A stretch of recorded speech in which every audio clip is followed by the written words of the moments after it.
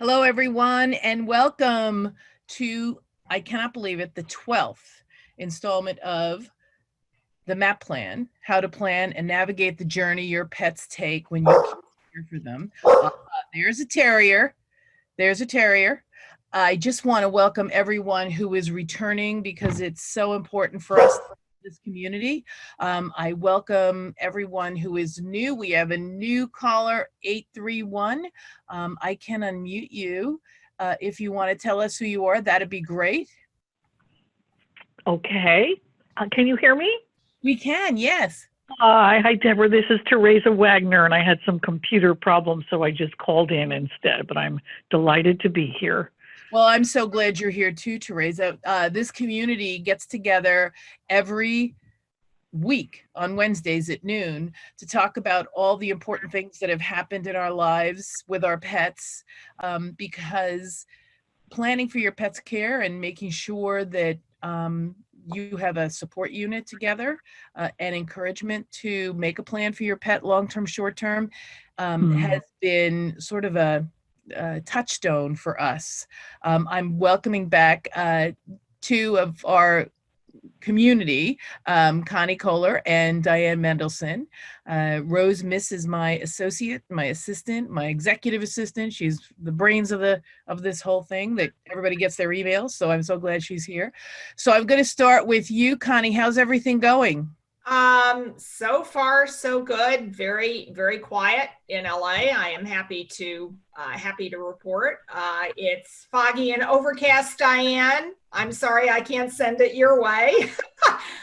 But all my friends in the desert are baking at about 100 degrees, so that's a cool down for them. But we're just going to rally every Friday afternoon, and the little one was the 15-month-old was being snarky with his grandma this morning, so that was the morning excitement before I got myself together. So anyway, we're just hanging in. Thank you. And everyone is practicing really good social distancing, I think you said, in your rally group. Yes, we are. We're a group that's been together for years. We practice informally with our former rally instructor who sets up a course for us. One person goes on this is in a local park in Torrance, near where I live, and we go on the course one at a time. And we don't have to wear a mask when we're on the course, but of course, when we're interacting with each other, we do. And while we're waiting our turn, usually we go on the course multiple times, we just stay by our car with our dogs crated in the back of the car and, just hang out. So we're working very, very well to do that. My local kennel club had to cancel our August show, of course, and right now we're in the throes of trying to find a partner for next year, hopefully in the spring, to form a cluster, because a lot of the clubs are either losing venues. For instance, Kennel Club of Pasadena, which is a huge show in June every year at Brookside Park by the Rose Bowl, lost the park. The city of Pasadena, which is very animal rights friendly, said no more dog shows. So we're hoping to partner with either them or a couple of other big kennel clubs that are in similar circumstances, and we're all going to try to throw together. As I think I mentioned, our national specialty was canceled. All of Montgomery County Kennel Club, the huge national terrier confab powwow every October weekend, as you well know. Yep. Gone. And all the clusters, Hatboro, Devon, the all breed shows that precede Montgomery are gone. Yeah. And of course, I know that you guys lost your specialty as well. Yeah, our national specialty, we lost it at the last possible gasp. Colorado, of course, kept its parks closed, and so we couldn't use it. It's really interesting because we have, and I'm sure that the park that was closed to dog shows also included rally and agility and obedience, which of course is part of, hi, Melissa, good to see you. We're all introducing ourselves, so just hang on a minute. You know, we all are doing all sorts of events with dogs, and so to close a park to a dog competition is really a saddening event. It is, and we had the Rocky Mountain Terrier Club and the Greater Denver Wheaton Specialty at Greeley, so that was a big show for us, for those of us in the West, and that's gone. There's who knows even if the AKC National Championship in Orlando is going to happen, because my God, at the Orange County Convention Center, that's a petri dish. Yeah. You know, with all the people, indoor venue in Florida, with what's happening now, I don't think so. So I'm expecting. I know. So far, so good, because I have an inside scoop with Carolyn McAteer as to the AKC Board of Directors. So far, so good. It's going to be going off. But you're right. Things are changing month to month, week to week. So we'll have to wait and see. So I'm so glad you're healthy. I'm so glad the girls are healthy, although they're naughty.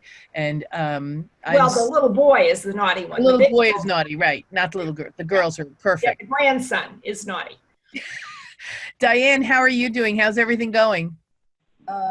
This has been a very challenging week.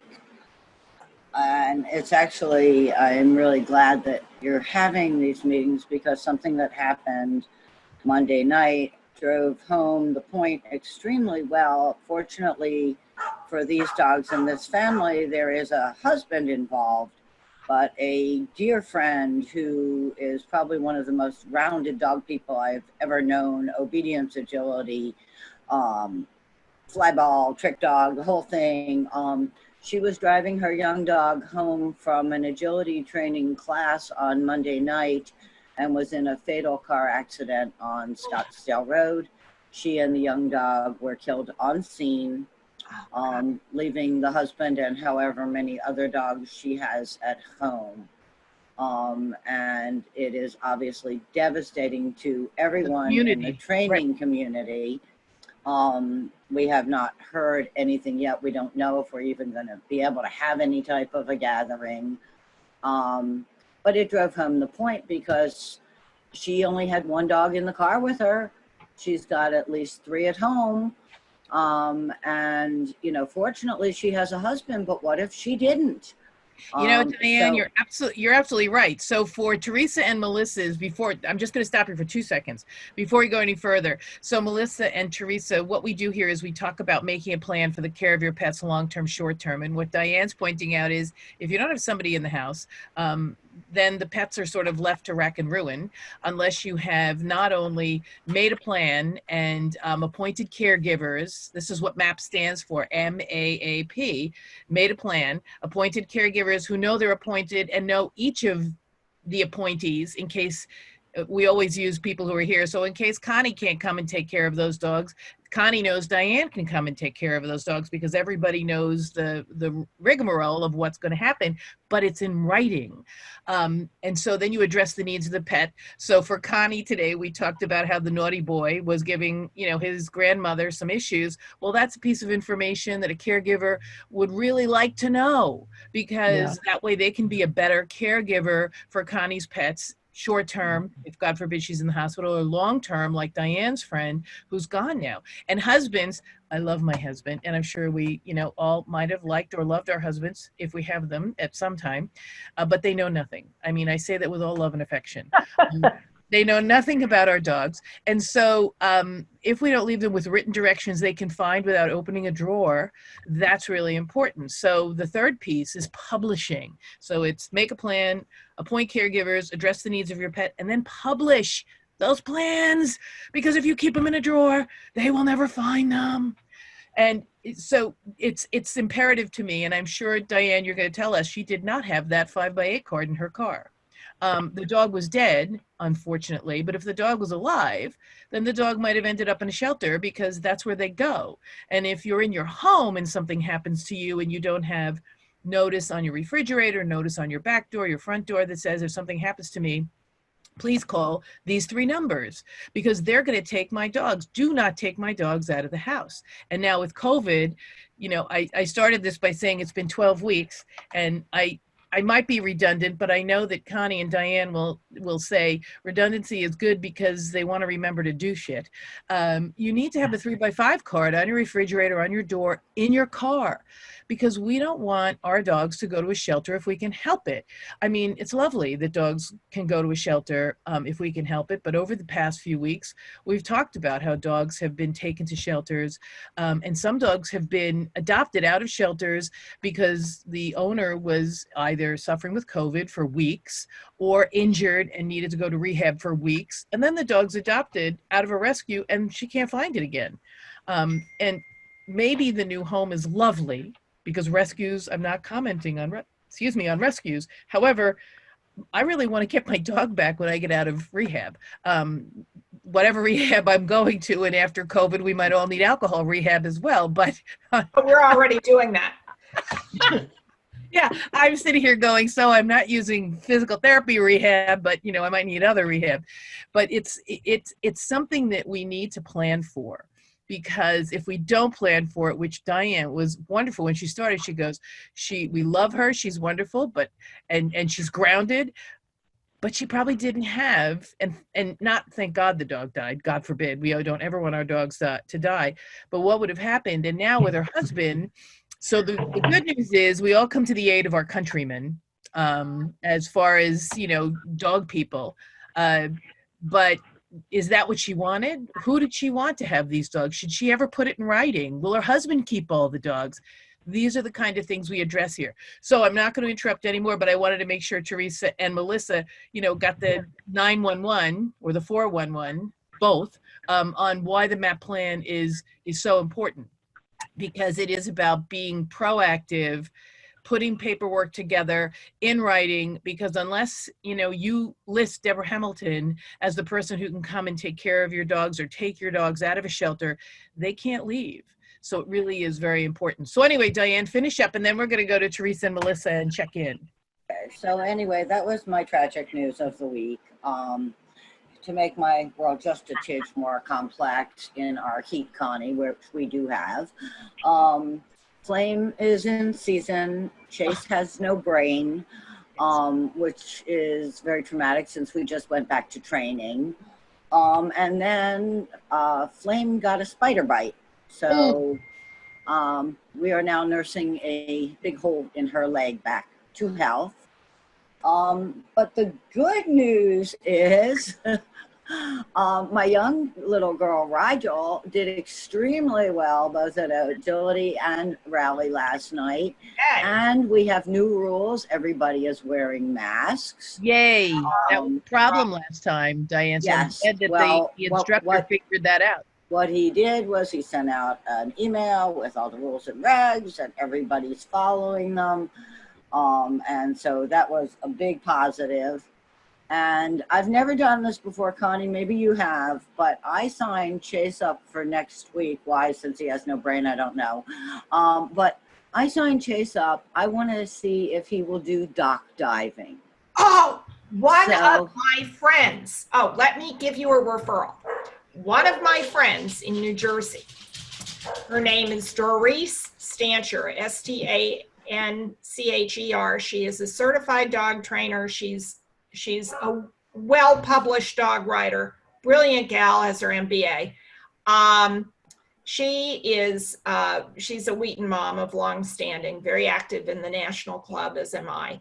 And she does online training. In fact, she just started how to train your dog for water sports.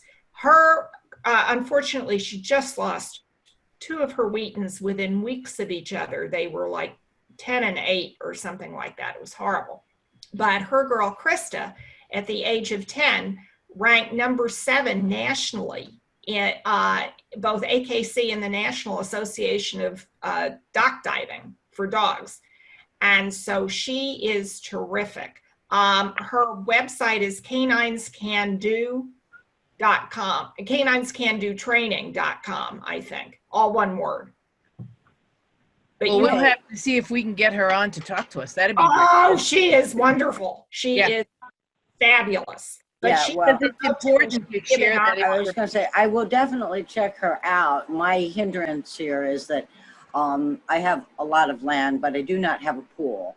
Ah. So I am taking him to a lady in Coolidge, which is about 45 minutes away, who's highly recommended by all of my agility friends, Mhm. because I'm not sure if 75 pounds of Chase doesn't want to go in the water. I'm not sure I know how to fix that myself. Yeah. I'm a really good dog trainer as far as obedience and agility and most performance things, but I'm not sure quite how to get 75 pounds of Chase into a pool if he doesn't want to go. Yeah, exactly. Well, Exactly. Doris is your gal, and having another Irish breed and a terrier breed, she knows all about stubborn dogs. Yes. So, and all her methods are highly, highly, and totally positive. Yes, well, even if I read something before I go, then I can sound like not such an idiot to this lady that I'm going to. Perfect. Perfect. So let's check in with Teresa. Teresa, tell us a little bit about yourself and then your pets and what you've done so far to plan for the long-term, short-term care, if anything. If not, that's okay. That's why you're here. All right. Oh, definitely. Which was why I was just so intrigued and excited to meet you, if you will, on LinkedIn. And in my personal life, I have 2 cats. I've always had cats all my life. And until about 4 years ago, I had informal plans, with friends. I mean, they were tight agreements, if you will, but they were just verbal. And then I decided, I'm aging and it's time for me to be sure there's a pet trust. So I found an attorney near where I live who specializes in pet trusts and went through everything needed for that. And so that's my official plan in writing, but I did a couple of other things that make me feel good, and I pass this on to my clients a lot and even send them copies of parts of it. And that is for what I think I heard you call the short-term plan. I'm not married at this time in my life, but I have wonderful friends, both local and distant, who all love my cats. Probably like a lot of you.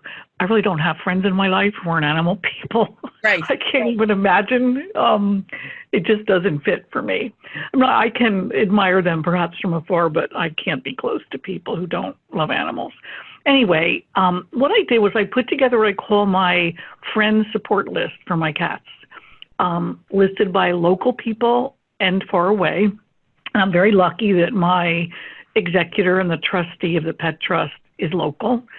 But I don't want her to be stuck with everything immediately. Like, God forbid I'm, in an accident like the story one of you told earlier. Right. Yep. And all of a sudden, she has to do everything because she's also my executor. So she would have everything to take care of. So I made an agreement with my other friends that they would be willing to help short term. I also, I have it outlined in the pet trust, and all my friends know about this, and the executor, of course, that there's money in the pet trust, that it's a living will, so that, and I don't know whether this is national, excuse my naivete about this, Deborah, but where I live in California, having a living will allows my executor to access my financial accounts immediately. And she's listed, and we did everything necessary for that. Because I didn't want her to have to wait till probate to have money to take care of my animals. You're so smart, because that's one of the biggest issues. Oh, okay. And I didn't know that. It's the attorney who educated me about that. But anyway, but in addition to, and that's all really good on the big picture, and that's critical. And money, of course, is put aside for their care the rest of their life, whatever animals I might have at the time of my death. But for the short term, one of the things I do is grief counseling for people who lose their animals. Yep. And I also do animal communication. And so for 30 years, I've heard horror stories about things that happen with animals when their people die. And I wanted to be sure, and even not even just about the animals themselves, but when I work with clients who adopted animals from shelters or rescue groups, and their story is that their person died, I mean, the anguish and the grief these animals feel. And as much as I am a big fan of and a big supporter of shelters and rescue groups, as we all know, when you adopt an animal, you get like this little index card worth of information. Yeah. Yep. You know, their species, age, sex, and maybe a sentence or two about where they were found or their person died. Or I didn't But have a nothing. backyard. I didn't have a Yeah. backyard, and that's why I'm getting rid of them. Yeah, okay. And then you find out they chew everything in the house. Yeah. So anyway, so what I did, because I've been privy, if you will, to those very tragic stories for so many years, when I did finally make the pet trust, and my attorney joked about this. He said he's done a lot of these, but he's never seen one as long as what I wrote. I wrote a profile on each of my animals, and each profile is like 13 to 15 pages long with pictures, all their medical records, and of course, my vets they have paperwork saying so-and-so can have access to their records, but I have summaries that I write every year in January outlining their issues. Like one of my cats cannot have dry food. It would kill him because of a health problem. So my executor knows that. The friends on the friend list who can help temporarily know that.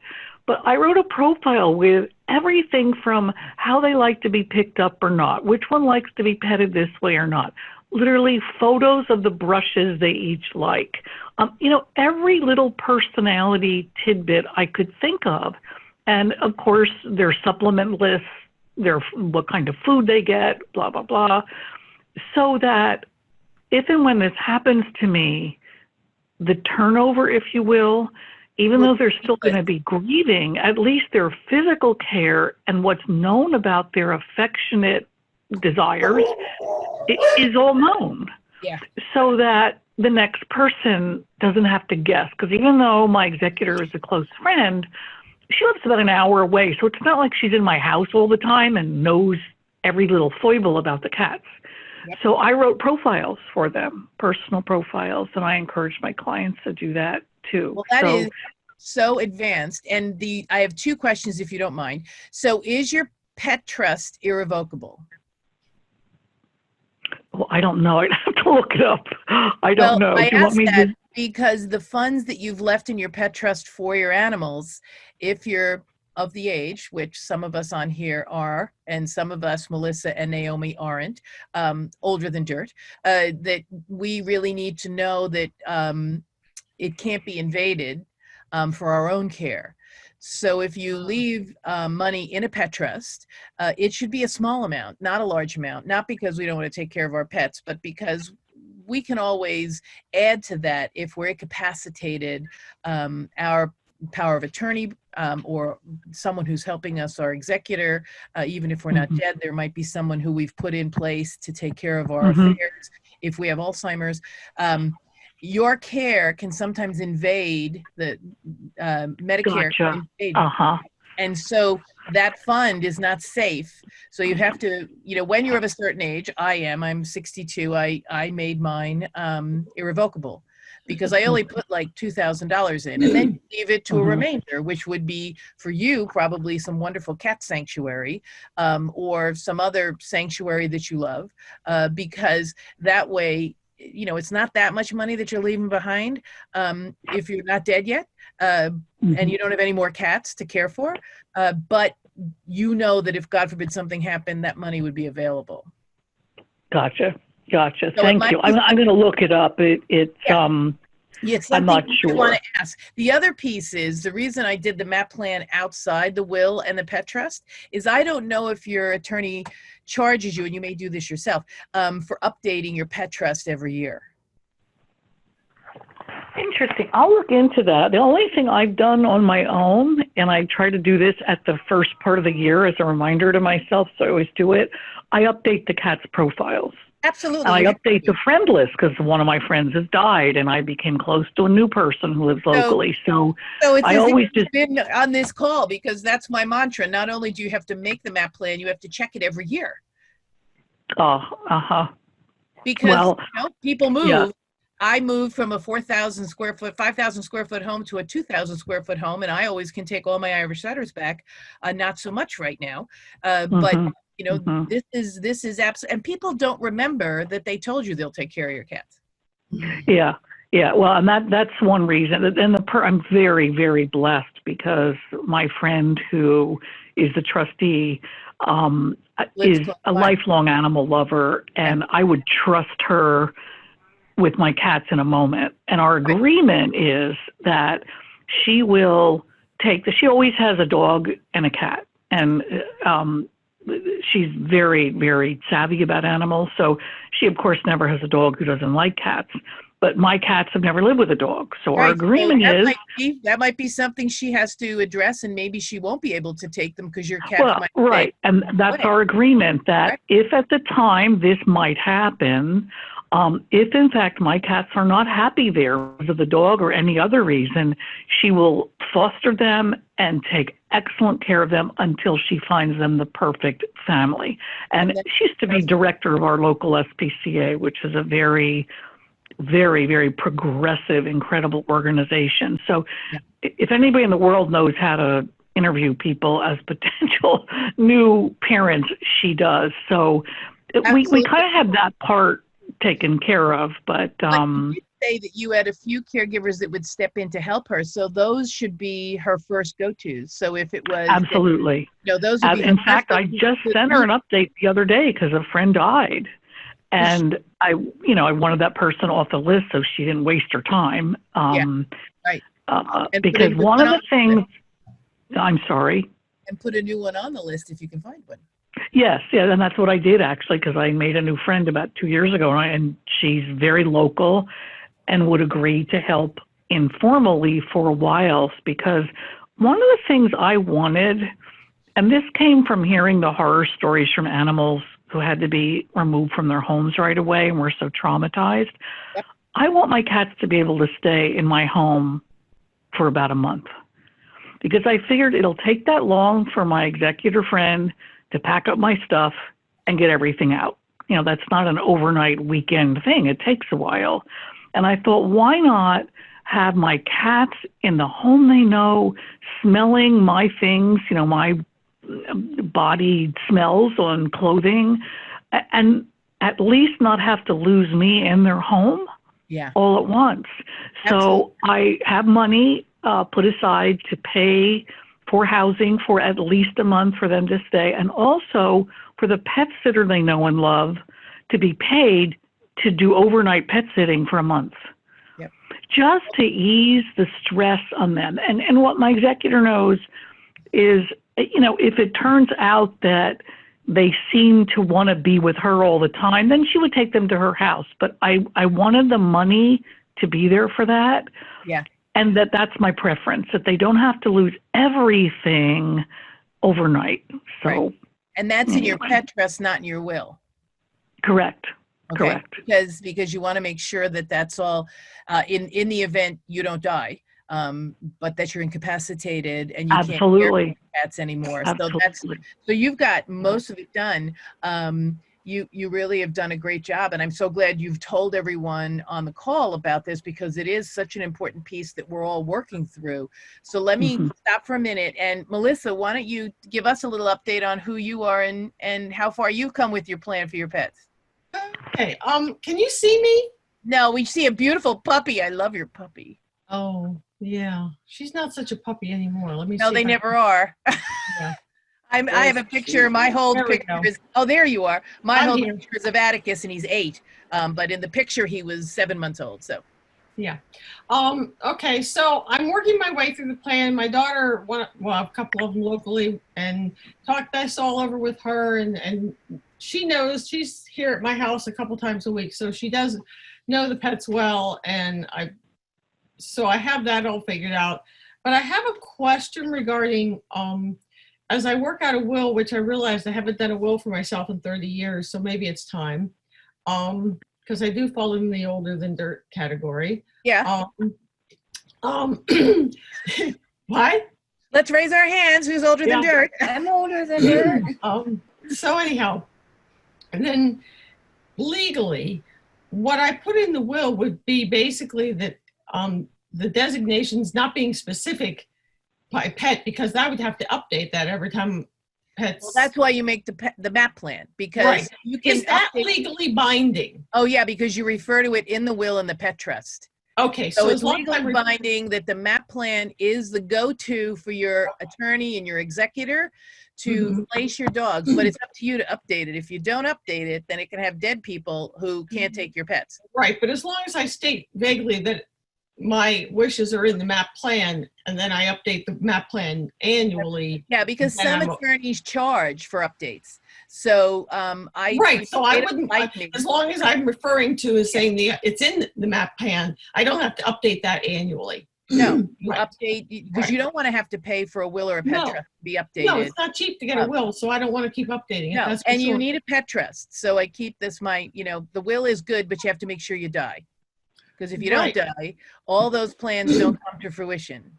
Right. And Right. none of that money is, and Teresa put it beautifully, none of that money is accessible until after probate, which can take 6 months to a year. So you Right. always want to put a small amount in a pet trust if that's all you have. So that And you I'm hearing, an irrevocable trust too, as long Yeah, as if it's we're a over small if amount. we're over 65, you have to wait 5 years, or else they can go back and claw it back into your estate if, God forbid, you're incapacitated and you have to have Medicare Right. pay for your bills. It'll go back in. So making it irrevocable is important, and also having those signs on your door. So your daughter is there, knows a lot about what you do. Writing it down is really helpful. I had a girlfriend, Yvonne DeVita, who said the same thing. My daughter's taking my pets, and then she said, "Well, she's here and she's not, she's here and she's not. I should really write down what I want. And I should supply her with 2 other names, because if, God forbid, Right. that Right. happens, and she can't take them, there's no guilt." I mean, what we're trying to do here is make people not feel guilty that they Right. didn't take the pet because their circumstances changed. So- So it's always good. And also those cards on the window and in the car that give those numbers so your dogs don't end up at the shelter. So my other question is there anything legally binding to have co-owners in AKC? Well, if you're making a pet trust and you have co-owners of your dogs and you're making your MAP plan, you have to include them in, okay, Diane, don't come back. Diane, we'll be here. We're talking beautifully today, so I'm not leaving in half an hour. Sorry. If you have to go, please feel free. I may have to. This Yeah. work thing gets in the way. So I know this work stinks. So the bottom line is that if you have a co-owner, Right. they should be included in your MAP plan. Now, you may not be speaking to your co-owner, which is that's why I have a practice in mediation, because co-owners argue with each other all the time. And I help them stop arguing and actually find a happy, wet place to live together in harmony. But you want to sit there and say to them, listen, I know you're the co-owner. You live in Arizona. I bought the dog from you. I live in New York. So Right. my neighbor, my son, my husband, blah, blah, would love the dog. I don't want to skip you.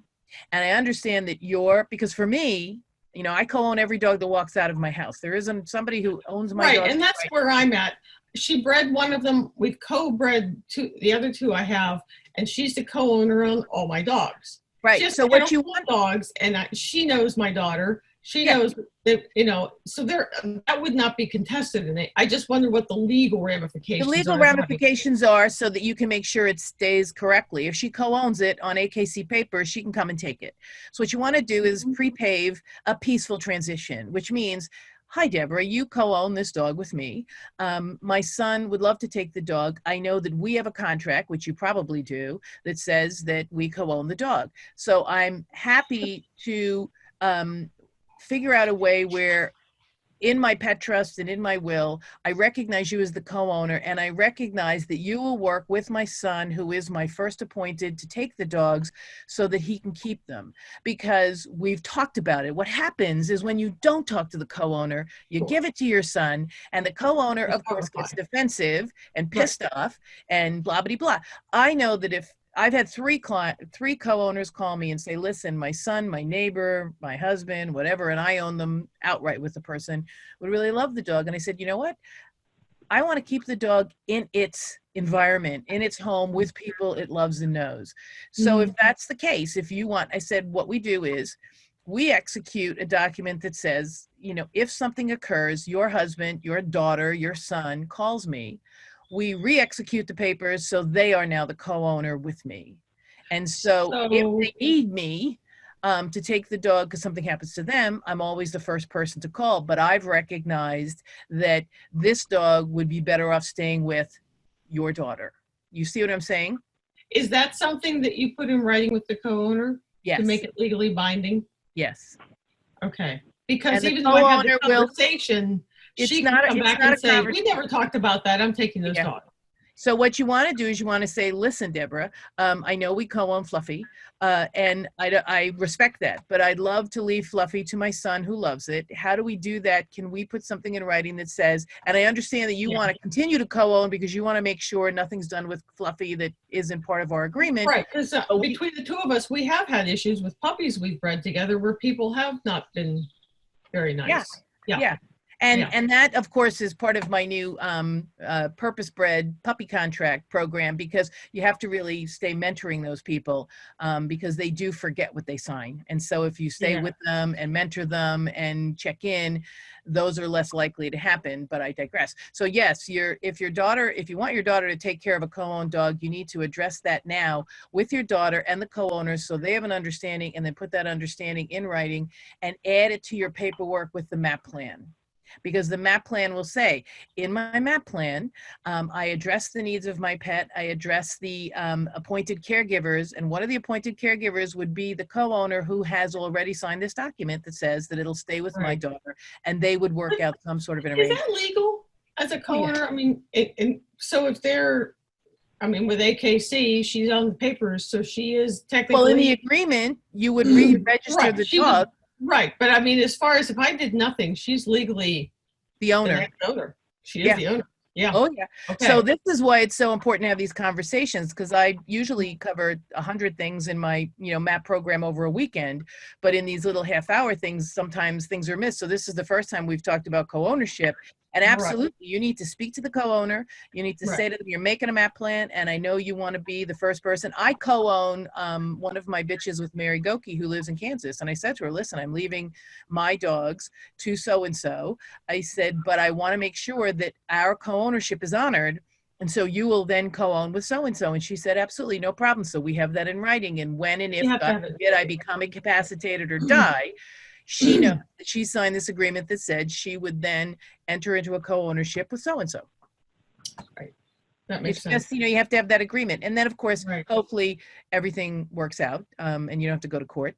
That's why I do this, because it is pre-paving a peaceful transition. That's what I try to do. Right. So honestly, my attorney knew nothing about what was legal. They know nothing, and feel free. They don't know the dog portion. No.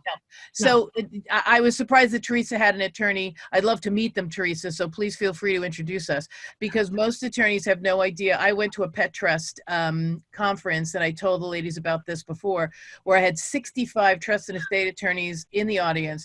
I asked them how many of them had pets. All of them raised their hand. I said, how many of you have made a plan for your pet in your will? And half of them raised their hand. And I said, how many of you have made a pet trust? And none of them raised their hand. And I said, so how do you expect to engage and educate your client on the reason why you should make a pet trust if you don't have one yourself? Yeah, wow. Yeah, it's true. Wow. So I'd love to meet your attorney, Teresa. And then Naomi, I don't want to leave you out. And I know we're not too late. We're only 8 minutes late, but I want to make sure you tell us about you and your pets. Oh, hi everyone. I'm over in the UK, so things are a bit different over here. We don't have the same laws or solicitors, and the co-ownership was interesting to me. I don't think that really happens over here.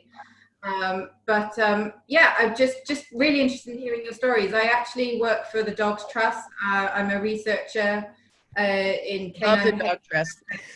Yeah, so I'm just sort of making some notes, actually. I'm finding this all really interesting because at the Dogs Trust, we offer a service to our owners here in the UK called a canine care card service, where they can sign up with us and register their dog so that we'll take care of them if anything happens to them, should they fall ill or die.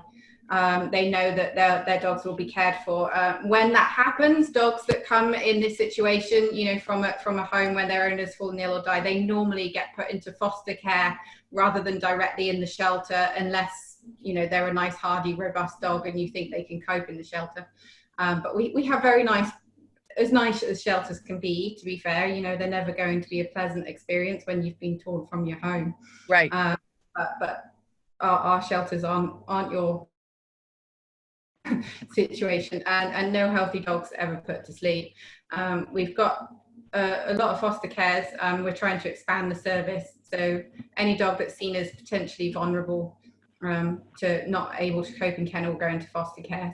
Most of them directly, especially when they come from homes where someone's fallen ill.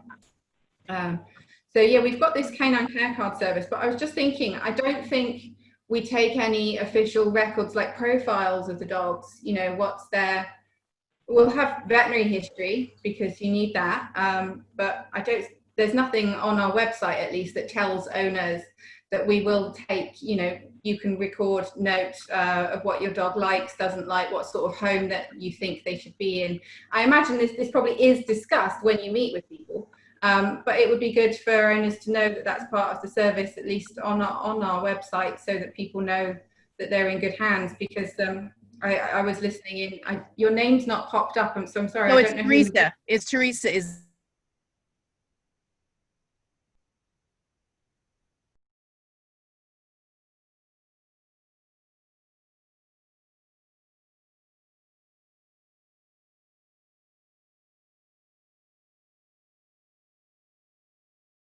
Should anything actually happen to us, you know, you can get hit by a bus, you can have a car crash, anything, what would happen to her? So we had agreements in place with family members that they would take her, and we never had a will because we were in our late 20s, early 30s, and actually didn't have a will. We don't own a house, we don't have kids, and so we'd never gotten around to doing anything legal, but we just assumed, you know, our estate would pass to our parents, most likely. It would go to our living relatives, and they knew. So we told everybody who we'd agreed to would take Dreamer on, and it was close family, and they knew what her health was. And I had sheets written up with what her medical care was, what food she had. You know, she had a specific diet, and she had a certain amount every day, and all of those notes and things.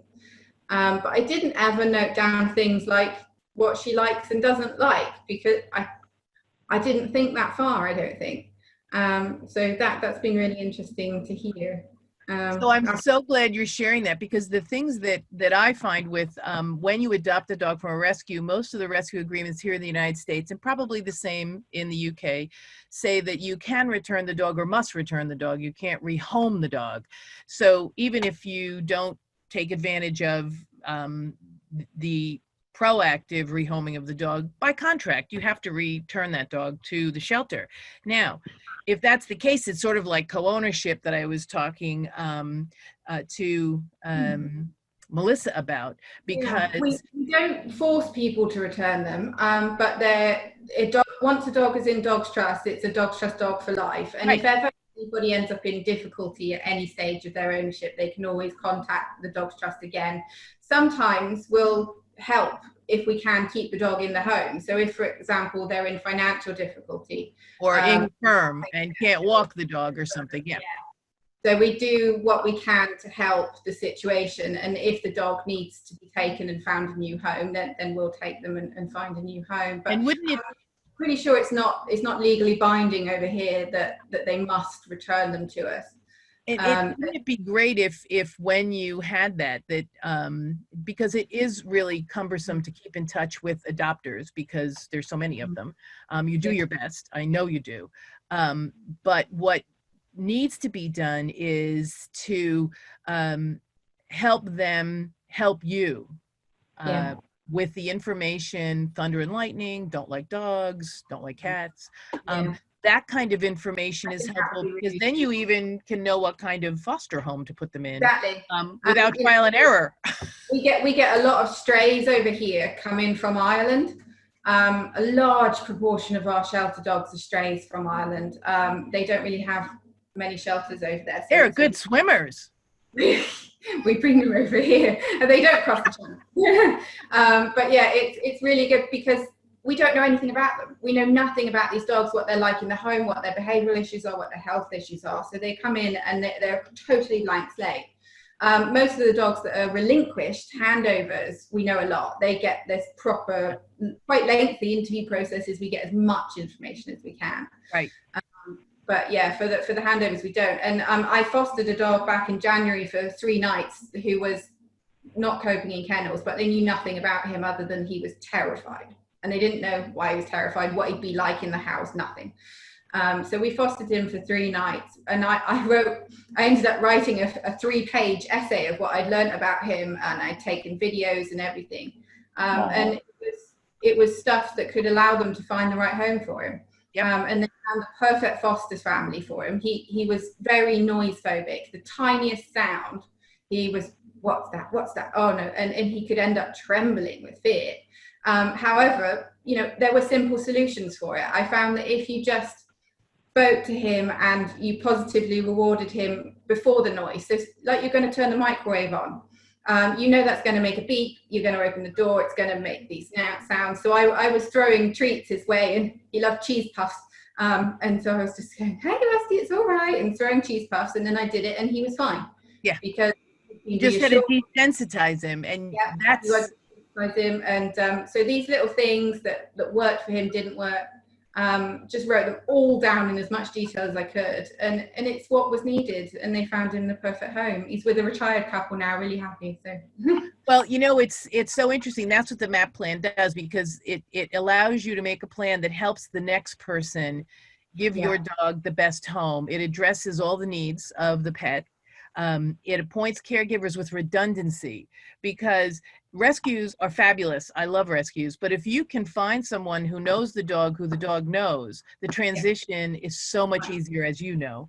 And then you have to publish it. And here in the United States, and probably in the UK, if in fact you want a dog to go to a certain person or a certain place, having that information on like a 3x5 card on your apartment door, your house door, in your car if you're driving with your dog, so that the police can really follow your lead. I mean, maybe it'll end up in the shelter because they don't have time to, you know, call the person, or the person can't come right away. But if you have something in writing that says that Naomi can come and take my dog out of the shelter, then the dog can leave, and it doesn't spend time in the shelter while everything's sorted out. It's just pre-paving that smooth transition from one place to another. And for me, that's why I have these, because COVID. It's a really good idea. And you know, cats, most emergency services wouldn't know you had a cat at home. So if you've died in an accident, you're the only person living with those cats, or rabbits, or anything like that. Or birds.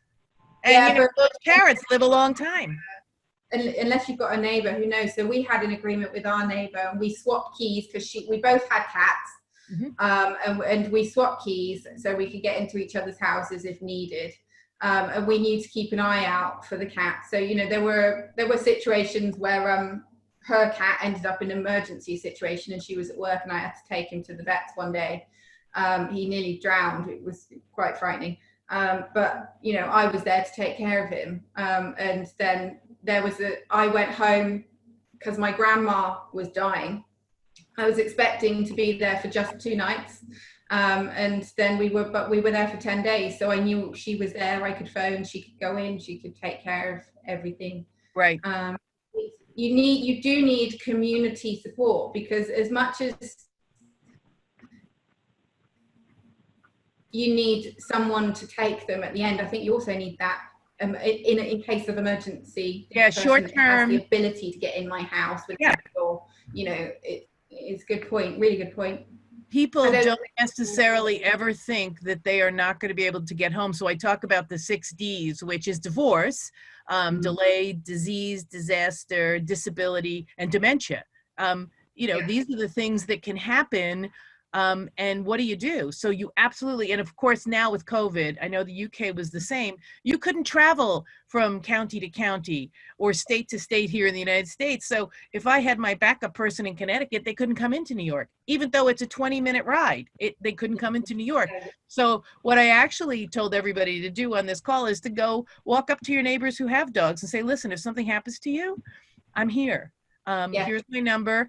And what you really need to do if you're going to have neighbors assist, is write a document that says, I'm going to allow Naomi to come in my house and take care of my dogs. And if something happens to me, she can take my dogs or she can keep them. Like Teresa said, I want the cats to stay in the house for a month. Well, she needs a document that says, so Naomi has the right to keep my dogs in the house for my cats in the house for a month.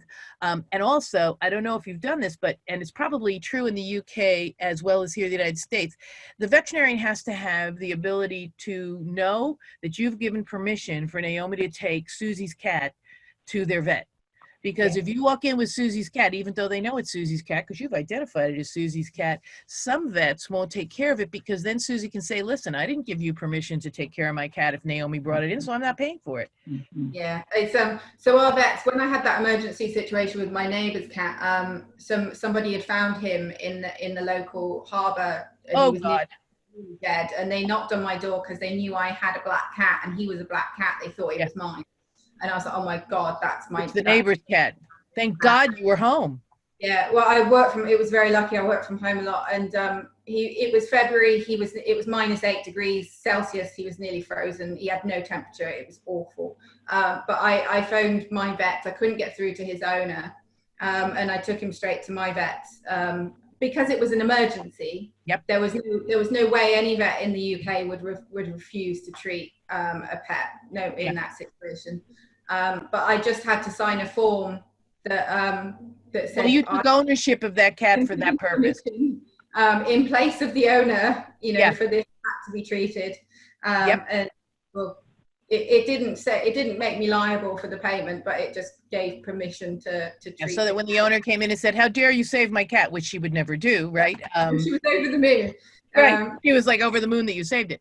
It's so interesting because the UK is a lot like the United States. And I think Teresa will bear this out that rescues are very supportive of people. And I always say that, if you've gotten your dog from a rescue, then put that rescue down as the place of last resort. If you can find 2 or 3 people to step in to care for the dog like you have your neighbor, that really is great. But the rescue should be the place of last resort. And for us who have purebred dogs, I don't know how many of you know that the largest rescue organization in the country, maybe in the world, is the AKC, because each and every one of its purebred dog clubs funds rescue of their dogs. So those dogs are pulled out and evaluated by fosters who know the breed, and then placed in really good homes. So if you have a rescue if you have a purebred dog, and even if you have a purebred dog that really isn't, but looks so much like your purebred dog, we have taken many a dog that doesn't necessarily follow. They're red is what they are. So they're Irish setters, they're red. That's all they need to be. And we help them find a new home. So it really is important to leave as the remainder. If all of your people can't take your dog, you always have to have that last remainder, either a local rescue or a breed specific rescue, so that your dogs don't fall on their face and go to a shelter. Yeah. We have breed-specific rescues over here. I don't think they're run by our kennel club in any way. They're independent breed-specific charities. Most people don't know about them, though, I don't think, because a lot of people who want a specific breed assume they have to buy a puppy from a breeder. And when I tell them you can get a breed-specific from a rescue, they're always quite surprised. Well, you're my idol, because I usually give that talk to lawyers who are animal law attorneys who think everybody should just get a dog from a shelter or a dog pound, and I go, absolutely, but if you do want a German Shepherd or a Terrier, believe me, they're thrown out just as fast as the mixed breed dogs. So don't think that people aren't just dumping them as well. They do. I mean, it's you do your best as a breeder. Sometimes they get them from, different puppy suppliers, which aren't breeders who, as Melissa said, she co-owns, I co-own as well. So you're not necessarily ever going to be able to get rid of one of my dogs unless you give it back to me. But there are people who do sell dogs because they want them on Saturday. And I know that I can never supply an Irish setter on Saturday because I hardly ever have Irish setters that are ready to go when somebody calls me. So it really is important to understand, and I'm so glad you pointed that out, that there are breed-specific rescues, that if you want a German Shepherd, you can rescue that German Shepherd too. Absolutely. So before I wrap up, this has been the most phenomenal call. I'm so glad all of you are here. We're here every Wednesday at noontime because there's so much information that everybody brings to the table that we don't think about. The things I wanted to talk about today, which we didn't get to, which is okay, because I only write those things down in case, there's silence and I have to fill it, is the mindfulness to the stressors we've all been through during COVID and how our pets are relating to that. Because as Connie and Diane spoke, they are just restarting their agility and their rally. And these dogs are active dogs. So during COVID, when everything was shut down, there was stress on you because here you are sheltering in place, not knowing what's going on, and stress on the dog because, wait a minute, mommy's stressed or daddy's stressed. And holy Toledo, what's going on? And let me see if I can be more affectionate toward them because they need it. And we need to be mindful of our stress that we're passing to them and their stress so that we can make sure that they are living their best lives as well, because they do absorb all of our stress. They are great sponges, and being able to make sure that you take the time to recognize that is key. So that was all I wanted to point out, and that we're here for 12 weeks, and I hope this continues for the next 12 years, because I think that bringing a community of pet owners together to know how to take those next steps, I hope you find it this way too, is really important. So Teresa, any last words? Diane, any last words? Oh, I have some questions for you. Is this an okay time to ask them? Absolutely. Absolutely. Okay. I have three legal questions, two legal questions for you. One, I had a client recently who had dementia and had her cat with her in the care facility, and then she started harming the cat, I was told. So they took the cat away and tried to find a placement. And what I learned afterwards was that she had a will. I don't know whether there was a trust involved, but there was some money put aside for the care of this cat. But it was only in the event the woman died. Right. Not in the event of incapacitation. And this cat had major medical issues. And apparently the person who informally, not on paper, had agreed to take the cat if my client ever died, didn't have the money to deal with it. And the trust people, and of course I'm just hearing this from one person's point of view, but the people at the trust company were just horrible. And they said, well, there's a piece of paper here. It's an informal little note that she wanted you to have her cat. You have to take the cat. And she said, I can't afford it. So it made me, for the first time, really alert to that whole issue, even though it's in my pet trust, that incapacitation plans are just as important as after death. So this program used to be called I'm Not Dead Yet, because everybody did put something in the will. And I can tell you, Teresa, I've given this program probably 100 times over the last 8 years that I've put it on. And at the end, I can tell you I have at least 10 people walk up and tell me this was a great and informative program. I'm so glad I have everything in my will. And how many times today have I told you that it can't just be in your will? Believe me, when I give a weekend program, I'm like a broken record. But you're absolutely right. Yeah. People think that and the thing that I get really angry, so the legal question here is, the thing I get really angry is that attorneys don't inform their clients that they have to die in order for all those records and all those directions. Yeah, that's what I found. This was this was local. It was a local client, and it was a big, giant trust company for wealthy people here. And I thought, why didn't you inform her that she should have this in her will? Because they haven't hired me to help them do that language. And they think people will not pay for a pet trust because it's just one more thing. But quite frankly, if they knew that if they were incapacitated, that their pet would not be cared for by the terms in their will, they would make a pet trust. But that's a conversation attorneys don't have. Yeah. I have two other questions really quick for you regarding that. Wait 1 minute, don't go over. I just want to ask a question related to what she was saying too, because I look at it from a slightly different perspective, having worked my whole life in healthcare.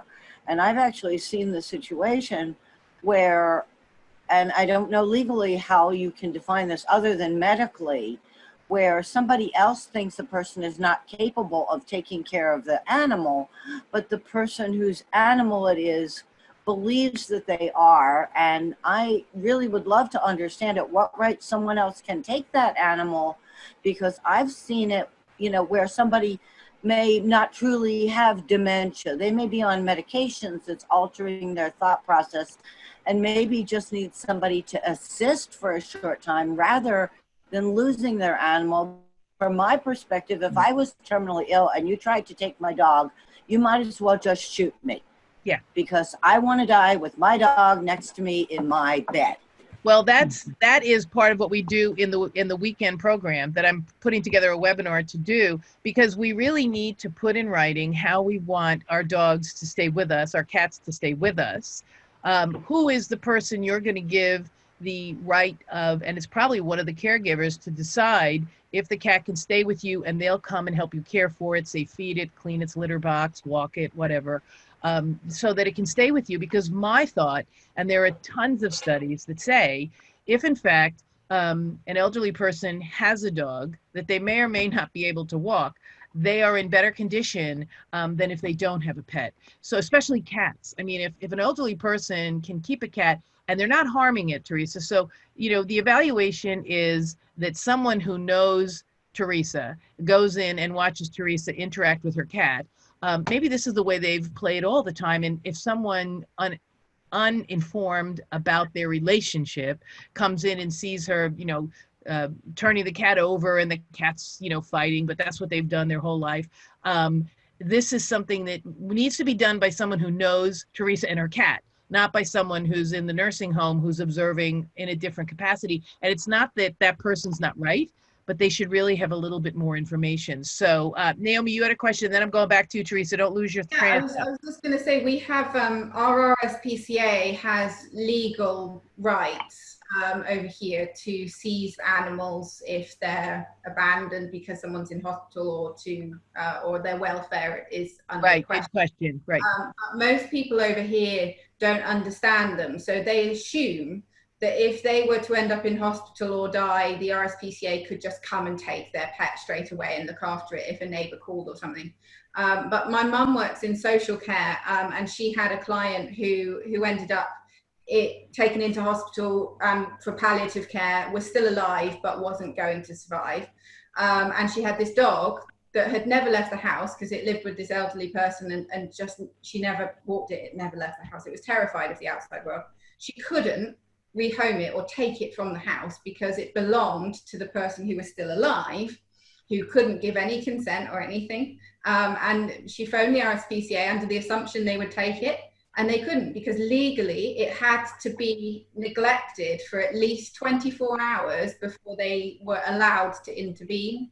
And there's a lot of misconceptions about, you know, what can and can't be done. People don't realize their pets are vulnerable, I don't think.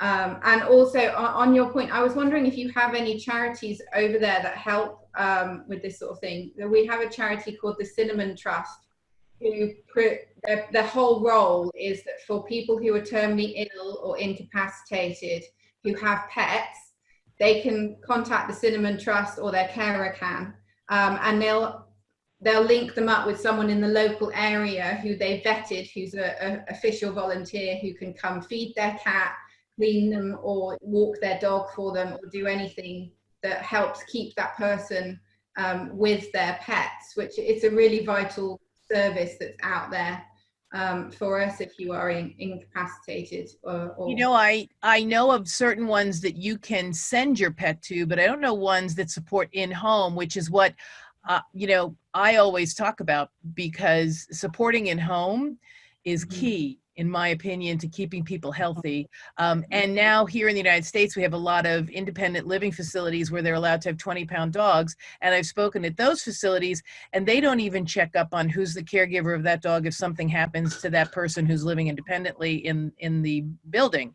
So a great point, and I'd love to talk about that maybe next time, because it is really important to have some group that would come and help you, if you know about them, take care of your pet. Thank you. Maybe this is my new job. That's right. Yeah. You could be this. Maybe I should open that business. You Yeah, should, it's the- because it's quite key in all of the independent living facilities. They don't take care of them. I'll get in Diane, touch with happy to work. Naomi and learn how to do this. Maybe this could be my new business. Look up Seriously. Cinnamon Trust, right? Yeah, Yeah. Cinnamon is what it's called over here. It's a charity, so non-profit. Yep. But And I'm it's a sure big- we have some over here, but they're not well known. And I know that the ones I've been contacted by usually are, pay to play. So you have to pay to have your dog or cat go there. But they don't necessarily come into your house, which I think is key. So, Yeah. Reese, I don't want to lose your last two questions. Well, they're just logistical. I'm wondering where and when your weekend class is held, because I'd certainly like to send people. Well, it's going to be virtual, and it'll be probably toward the end of July, because I'm booked up until then. So I'm putting it together for the end of July. Okay, terrific. know. And this is a related question. If I understand correctly, especially with somebody here from England, not just New York where you practice, is the workshop generic enough for everyone, even though they might have to use an attorney in their state or country to do the actual pet trust? Well, I think that, yes, it is, because that's what I try to do. I always preface everything, because I'm a lawyer, that this is legal information, not legal advice, which is what we have to do when we're not admitted in California or Arizona or the UK. Okay. So it's legal information. And what I always like to advise my attendees to do is have your attorney call me. It may cost a little extra for me to walk them through it so they understand. Mm-hmm. But it really is worthwhile. I'd love to meet your attorney, because you have one of the 7 or 8 attorneys that I've ever met who even care to figure out how to do a pet trust. Great. Well, his name is John Lawton, Laughton, and he's in Monterey. Well, if you can do an introductory email, I would love to meet him, because he is my idol. I work with several attorneys around the country, and some even in the UK, Naomi, who want to be able to help their clients make these plans, because we all know now that pets are so important to people. They want to make plans for them. They just don't know how, and then they get flustered. So they don't, as opposed to, I had a woman who made a plan in California and stuck it in the drawer. So she did MAA, and then she died. And her husband didn't know she made a plan, and somebody came in and placed her dogs with people she didn't want them placed with, because she didn't pee. Pee is very important, almost as important as making the plan. Because if you don't tell people about the plan and you don't have it in writing, it doesn't happen. Absolutely. Yeah, I've seen that so often with clients, and it's just so sad. It's so sad for the animals. Yeah. And that's why we do all this, is because we want them to be as happy as possible if we leave. And we want to make sure they don't end up. I always talk to people who rescue dogs from pit bull rescue or from, dog fighting or something like that, and that they don't have a plan. I actually get really emotional and want to choke them, which isn't very, collaborative of me. But you've already taken this dog from the most horrendous situation that you could ever imagine. And you haven't assured, because they're that breed, that they won't go back there or they won't be put to sleep. Because those dogs, even if they're healthy, Naomi, can sometimes fall victim to people being afraid. And you've only got to look like a pit bull type dog under English law to be seized by police and euthanized over in this country. Yeah. It's absolutely absurd. So many random crosses. So like a Labrador crossed with a Staffordshire Bull Terrier often comes out looking like of a pit bull type. And because the law is literally, if it looks like one, it counts. Yeah. And it's only in the eye of the beholder, right? And they don't have to, it's no behavior. They don't have to show a hint of aggression. It's just, no, that's a brand dog, that's a band dog. And shelters aren't even allowed to take them in over here. Yeah. So Dogs Trust, we cannot take in a dog once it's been identified as pit bull type by the police. So put me in touch with all your pit bull rescue people so I can help them write their MAP plan, because that's what I'm doing here. I'm talking to every pit bull group. We've got a couple charities or people who work with lawyers over here to try and change the law and to protect people. And when these cases arise, you end up with a seized dog that's perfectly innocent. It ends up staying with the police until the owners contend it in law, and it can take years, and they've got to fight the euthanasia. And how much money? Yeah, exactly. So the charities try and help with that. They also try and provide the expertise. Right. To get them out, and you end up with people taking the stand. There's a small group of them who do it a lot. But so I'd love to link with them, because if we can I'll tweet you their accounts. Perfect. Thank you. It's now 1:10, and I am so thrilled that, I don't know about you guys, but it seems like 5 minutes ago we started. So much great information. Diane, thank you for staying with us. Rose, Teresa, Naomi, thank you for staying. Only 10 here, Deb. I know. Please come again, bring friends, because now you know that this really is a pretty cool group. We just simply want to make people aware of what they need to do for their pets, so that their pets survive their sickness or their death. I mean, because unfortunately we get sick, especially now with COVID, right? How many of us were scared to death? And Diane said about the woman who, had no intention of having a car accident and did. And so now her dogs are ownerless. I mean, she has a husband, but I love my husband, as I said at the beginning, however, not necessarily for my dogs. So please come back. I'm so grateful. This is the MAP program by Deborah Hamilton. And if you need any more information, go to hamiltonlawmediation.com. There's a lot of information on the MAP plan. And there's stuff that you can take off of there that are templates that you can create to do your own MAP plan, or you can join us in the end of July conference, which I'm looking forward to doing, because everybody has really taken a shine to their pets for helping them get through COVID. So now let's hope they take a shine to their pets so that they make a plan. Thank you all so much for staying. And I hope to see some of you or all of you next Wednesday. Thank you so much, Deborah. This has just been wonderful. And I'm going to email you in a few days with a few more questions and some information, because I really want to share your next workshop with all my clients. I want to send out a special email announcing it. Perfect. So. And if you want to go on the Facebook page where it says the MAP plan, where all this is, please make a comment and say, listen, I actually went and it was good. You should go too. What's your Facebook page called? It's Deborah Hamilton, or it's Hamilton Law and Mediation. I have two. So you can do Deborah DEBRA Hamilton or Hamilton Law and Mediation. Both of them come up. So I have two of them. Oh, great. That way I can share things on Facebook easier too. Great. Okay, fabulous. Friends. Thank you all so much for coming. Bye now. Bye-bye. Lovely to meet you. Nice to meet you, Naomi. Bye.